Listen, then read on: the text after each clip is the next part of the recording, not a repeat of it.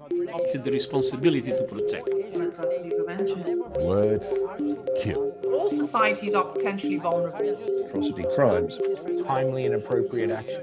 Welcome to Expert Voices on Atrocity Prevention, a podcast by the Global Center for the Responsibility to Protect. I'm Jaclyn Streitfeld-Hall, Research Director at the Global Center. Over the last year, we've had multiple conversations and public events around what it means to prevent and respond to atrocities at a granular level. These conversations have ranged from discussing the relationship between R2P and human rights violations, to situating atrocity prevention within the women, peace, and security agenda, and to understanding the preventive and restorative aspects of pursuing investigations, justice, and accountability. To explore these dynamics further, this podcast will feature one-on-one conversations with practitioners from the fields of human rights, conflict prevention, and atrocity prevention. These conversations will give us a glimpse of the personal and professional side of how practitioners approach human rights protection and atrocity prevention. We hope that through these conversations, we can explore challenges, identify best practices, and share lessons learned on how we can protect populations more effectively. In today's episode, we will be discussing the recent coup in Myanmar and its implications for the risk of further atrocities. The Global Center has been following the situation in Myanmar and the plight of ethnic and religious minorities in the country since 2008.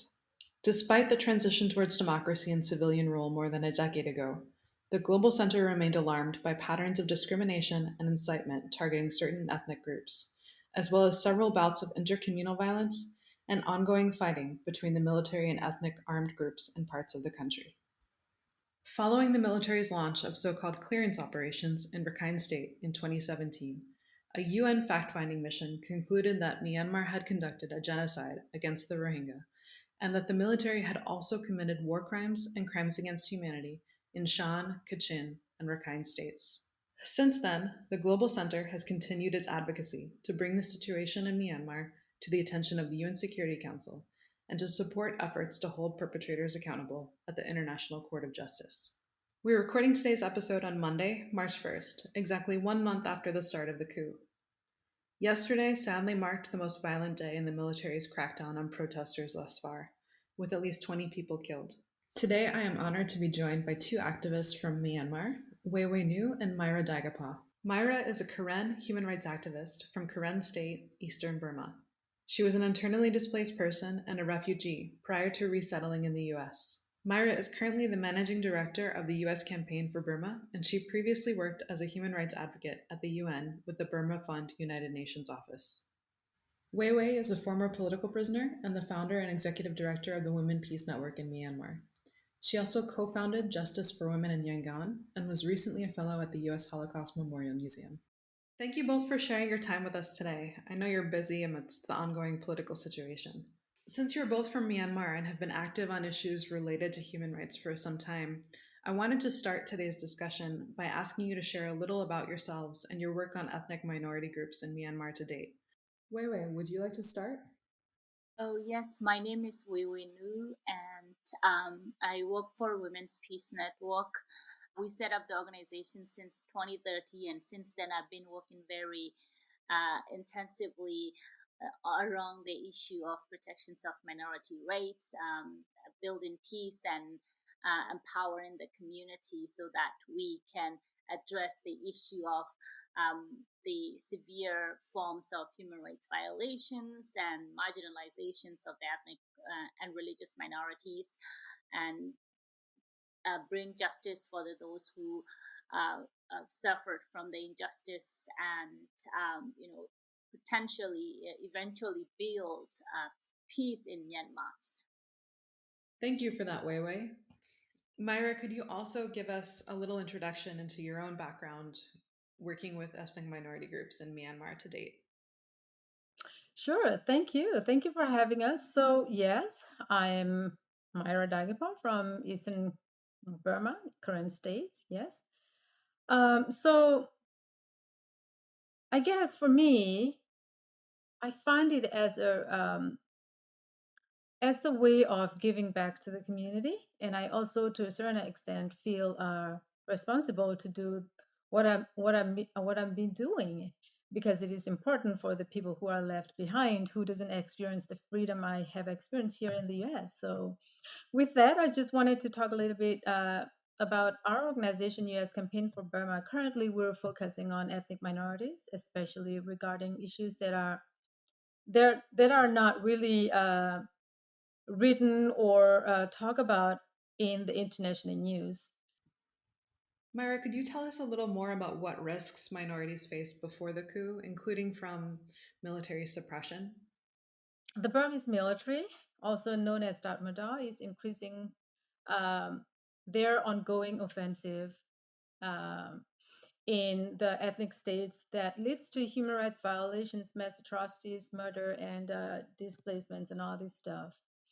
And so, just to take you guys today, while there was some hope in peace process a few years back, there was like totally flaw because the military worked to prolong their own power in order to deceive the ethnic armed groups as well as the international community. And so at this point in Western Burma, the leftover about 600,000 Rohingya have to live in restricted slums and or in displacement camps inside Rakhine State. And in addition to that, in northern Rakhine State and the southern Chin State, the Burma army also waged a war against the Arakan army where in the past 2 years, and that's also displaced over 230,000 Arkanis and Chin civilians, and also many more killed. And so, despite the protests against the clashes, the military offensive in Kachin State and northern Shan State also doesn't decrease, which is similar to the situation in central Shan State as well as in Karen State. And so, giving example, the Korean civilians in northern Korean state started off their 2021 by fleeing for lives into the jungle. And so by the beginning of February, we learned that there were at least 5,300 internally displaced persons in northern Korean state, and they don't have access to humanitarian assistance. There are goods, there are basic needs that provide it. It's just that the Burmese military doesn't allow people to, the aid workers to get to the community, the impacted community, and the impacted community cannot come and get help from where things are kept. And then, meanwhile, in in Korean Mon State, in many other parts of the ethnic states where you don't hear the sound of the guns, but the civilians are displaced because the Burmese military confiscated their lands for mega development projects. So basically, this is sort of like a quick run through situation, what's going on within the ethnic states at this point. Myra, I really appreciate your final point about how the risks are there, even if you're not hearing the guns. I think in atrocity situations, people are often looking for evidence of attacks, physical attacks on populations, evidence of killings, when in fact, there's much more nuance to atrocities. The risks involve a lot of variation, a lot of government policy, systematic actions that go far beyond physical violence and mass violence. Wei, I was wondering if you could elaborate a little bit on specific risks faced over time in Rakhine State.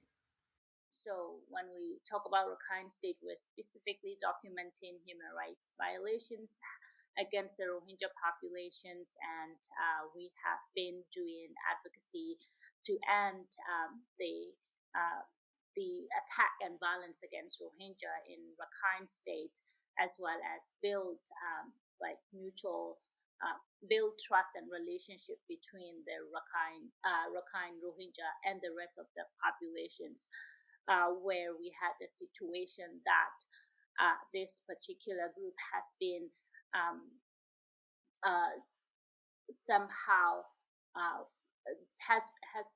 been targeted systematically, and the hate and prejudice against the Rohingya population has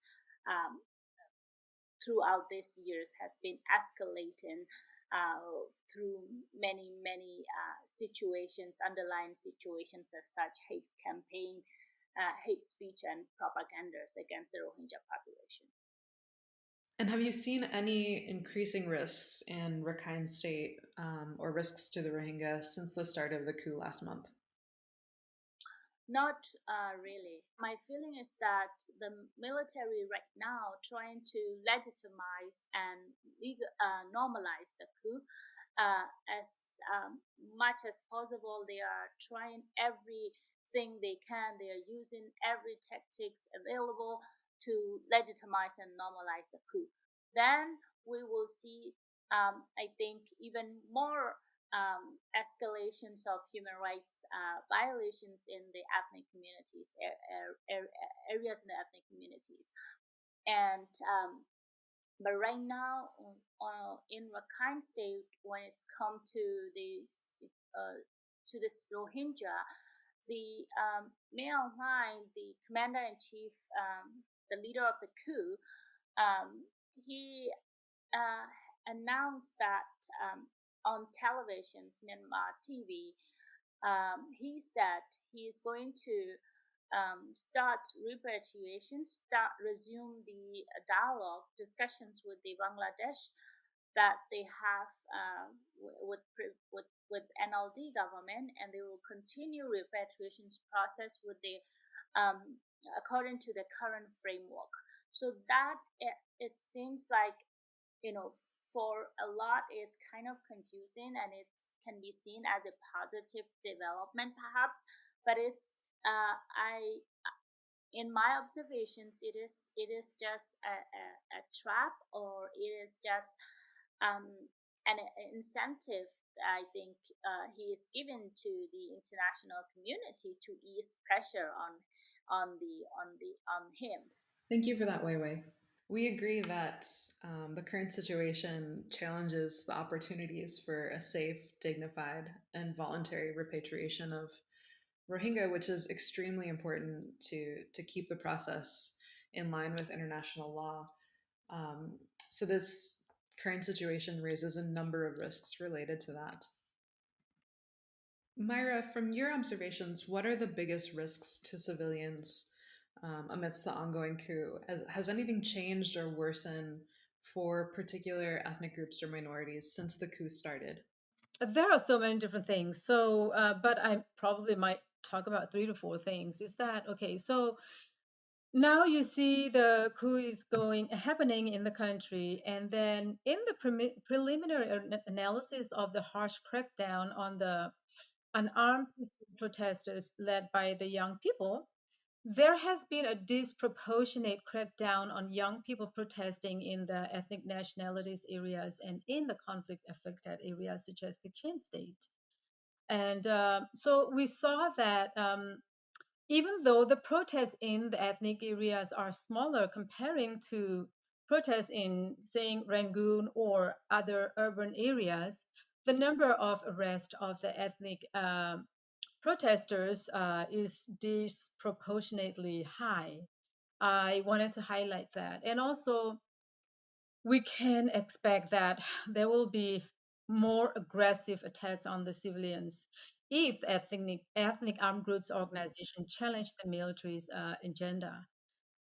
You guys might notice in the past last week, 10 ethnic armed organizations that are signatories to the nationwide ceasefire agreement also acknowledge the illegitimacy of the military coup and their support for the nationwide civil disobedience movement. So, based on the Kachin and Rakhine area, airstrikes and big artillery shells on the villages can be deadly as they are a clear target for them. But also at the same time, the ethnic armed organizations, if they don't have clear map, they can hide in jungle. That way, the Burmese military will come and attack them. But who's going to monitor the situation 24/7 like it's happening in the city? And that is exactly what the Burma army is wanting, that nobody will know the crimes they are committed, because when the fighting happens, the civilians are the one who impacted most. And another thing I'd like to point out is that there will be more divide and conquer tactics that the Burmese army will be using. It is inevitable due to the NCA, the Nationwide Ceasefire Agreement presence, because here you're going to see some ethnic armed groups will be divided into smaller groups because some of them don't want to fight back or challenge the Tatmadaw, but some of them will fight back.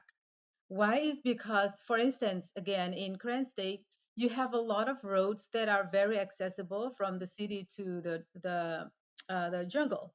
And so you're going to start seeing the tank roaming, and then operation will be taking place in the territory where the roads are good and the tanks can go around. In that case, I mean, think about, can you imagine aftermath of all these incidents that will be happening? The conflict will never end, but it will even increase literally vertically as well as horizontally. And as a result, you're going to see the influx of refugees and IDPs. And it is so hard for me to imagine where are they going to go? How are they going to get essential humanitarian support? I mean, right now, COVID restrictions are already causing difficulties to travel along the border and to cross into Thailand. So I couldn't even imagine how things will turn out.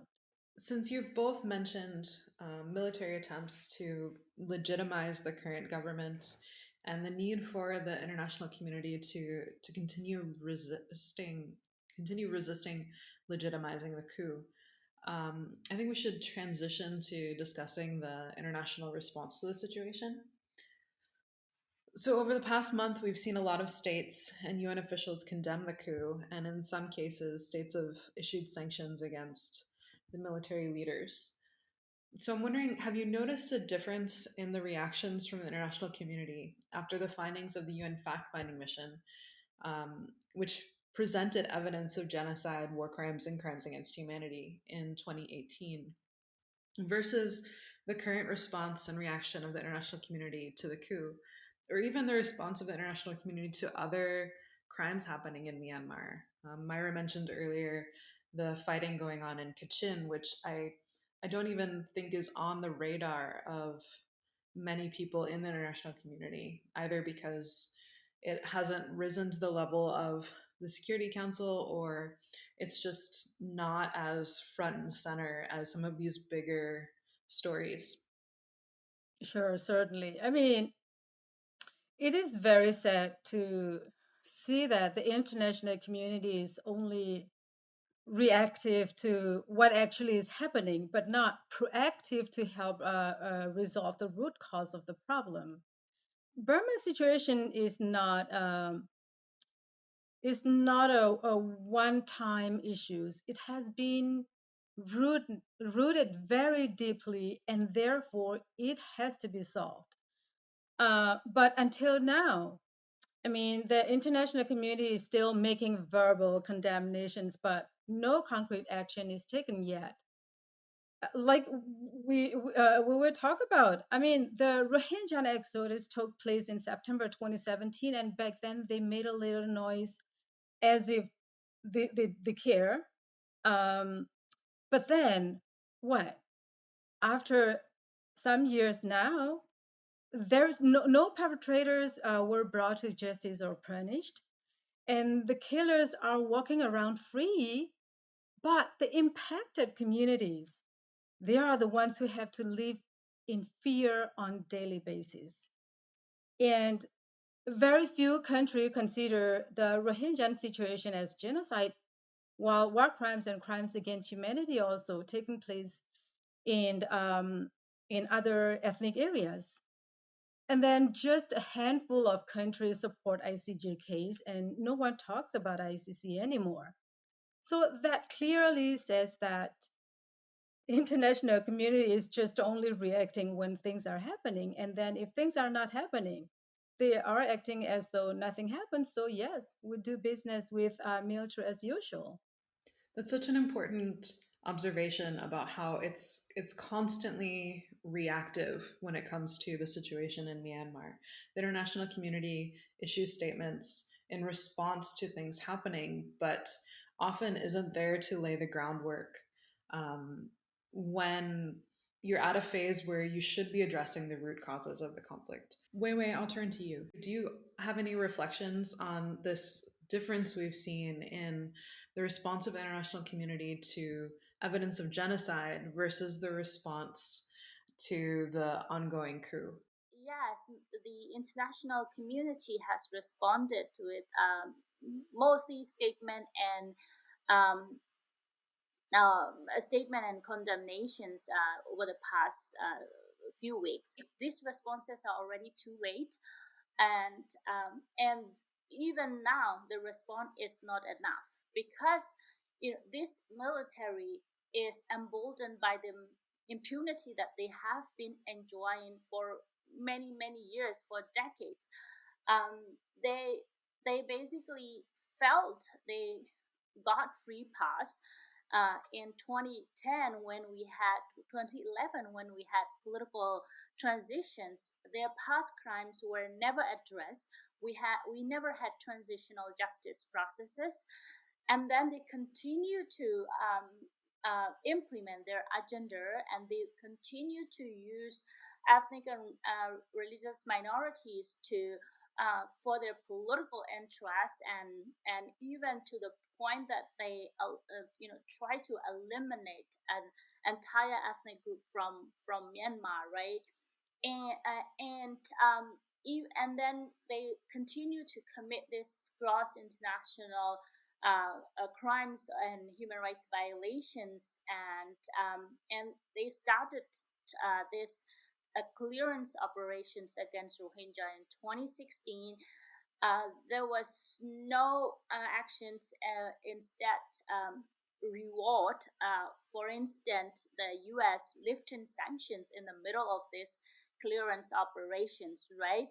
And they felt they got more free pass, and then they committed a way bigger, 5 times bigger crimes, 5 times bigger clearance, so-called clearance operations in 2017, and yet they are not held accountable.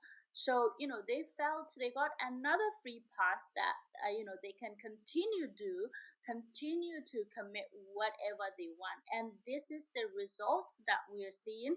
And now the entire country is paying the price.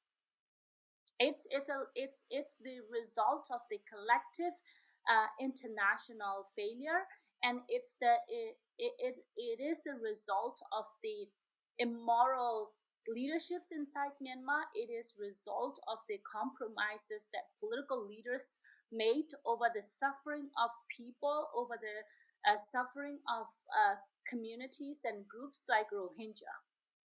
That is a really important point about the consequences of impunity for human rights violations over time. Myanmar is a fantastic example because it has been repeated over more than a decade, this sort of pattern of we're going to prioritize things like democratization over punishing perpetrators of crimes against ethnic minority groups. And obviously, any further impunity for what's going on with the coup now will likely have grave consequences for populations in the future. So you've both touched on this a little bit in your earlier response, but I wanted to give you an opportunity to think a little deeper about what do you think the future holds for Myanmar, and particularly for the fate of minority groups in the current situation with the coup and going forward afterwards? Sure. I'd say, especially for the ethnic minorities, it is getting very dangerous because right now we're talking about every ethnic minorities in the country. They're going to be jammed between many different problems. For instance, now they're going to have to free themselves from the current coup. That's already a big thing. And then you're going to also see the fighting going on between the ethnic armed groups organizations and then the Burmese army, which will lead to a lot more refugees and IDPs.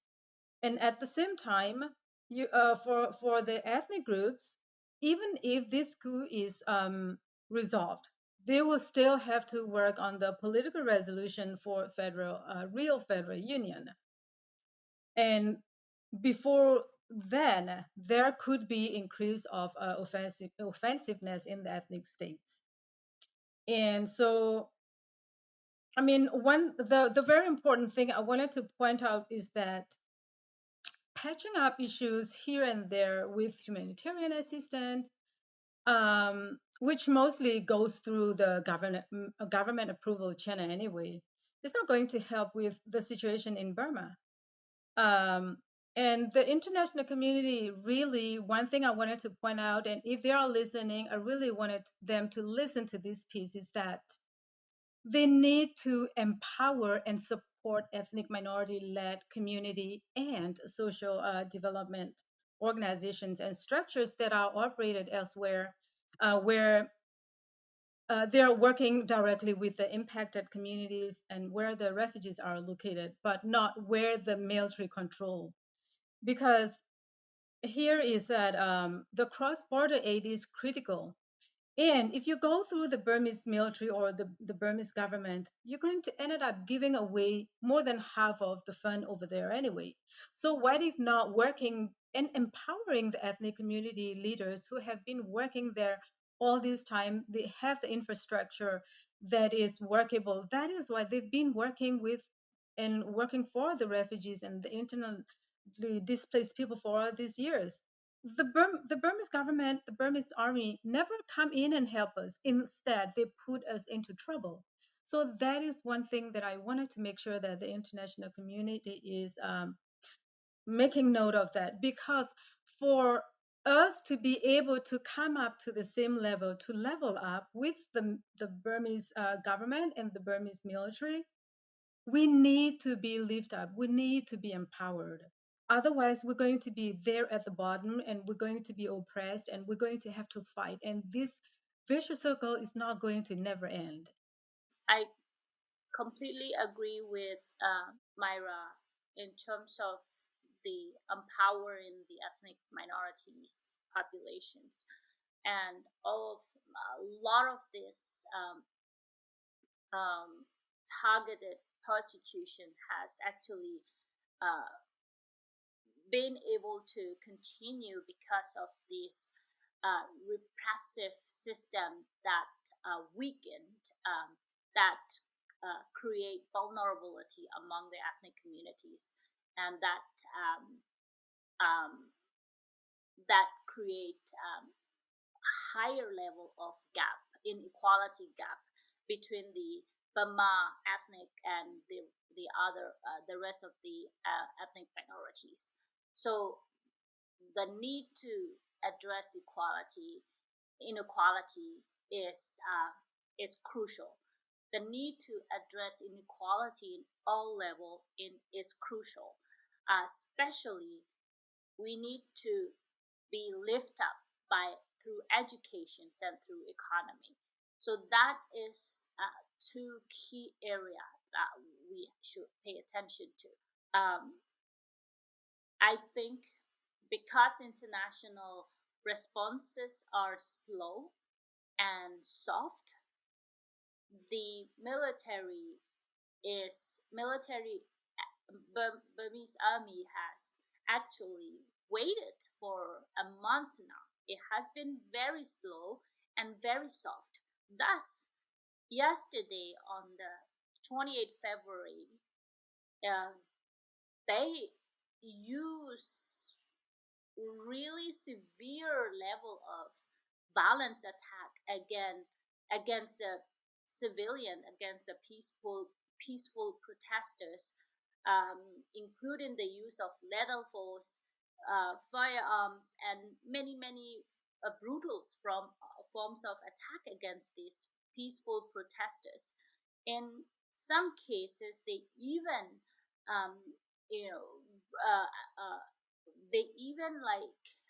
come into go into the houses of people and torture and arrest and and they shot fire against the people houses, towards the people houses, residential areas.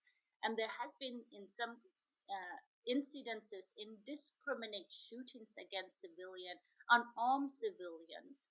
And it's been really terrifying to see what is going on. I have a feeling that the military, because of the soft international response, the military has been increasing the level of violence attack against the civilians. That includes the situation that I have just described, and also many forms of abuses and violence attack against, even targeting the pregnant women's and pregnant women and children. So I think we are in a very, very dangerous situations now. How can we trust this brutal Burma military that have committed so many crimes in the past against many ethnic communities and against Rohingya, right? How can we allow genocide suspects and criminals to run the country again? I think it will be outrageous to see if the world allowed to run this military the country again. I am really, really worried. This is terrifying, actually. Thank you for that very powerful reflection, Wei Wei. I think that we're all unified in being increasingly concerned about the situation in Myanmar and the implications of the increasing levels of violence being used against peaceful protesters across the country. And as protests increase, we'll all have our eyes on the country to see what happens and how the military responds. Thank you both for sharing your time with us today. I know you're very busy, and we appreciate you were able to reflect on the current situation with us. The Global Center and myself wish you, your family, and all of your colleagues back in Myanmar safety and security during the ongoing political situation. Thank you for joining us for this episode of Expert Voices on Atrocity Prevention. If you'd like more information about the Global Center's work on R2P, mass atrocity prevention, or populations at risk of mass atrocities, please visit our website at globalr2p.org and connect with us on Twitter and Facebook at GCR2P.